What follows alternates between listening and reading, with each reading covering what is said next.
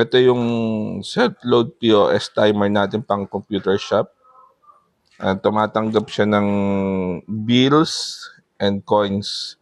Then, nagsusukli rin siya. Ang sukli ay tagpa 5 pesos. Meron siyang pre-membership at may membership card siya. Ito, kung may membership card. Ito yung monitor niya, touchscreen. Ito ay may 70 units. Pero, unlimited units ang pwede natin ilagay dito. Ganito siya mag-load.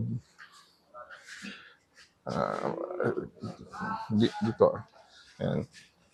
Select ka lang na computer. Tapos, type mo yung load. Ayan, ang tinype niya ay 165. Tatap yung card. Ayan, naging member yung guest. Saan mo i-insert yung pera?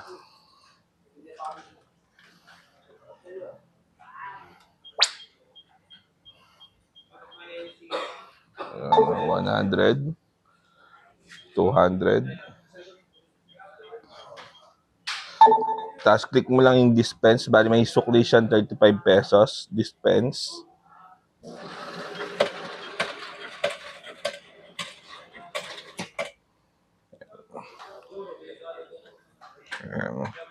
Bilangin mo kung 35 pesos yung sukli mo.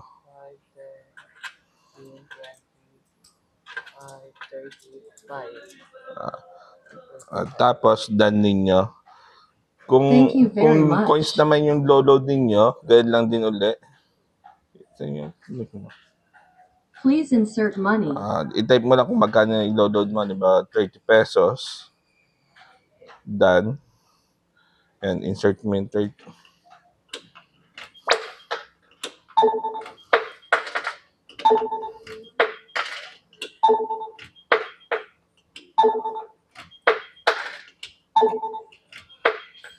That's exact amount, wala siyang sukli. I-click na lang yung done. Thank you very much.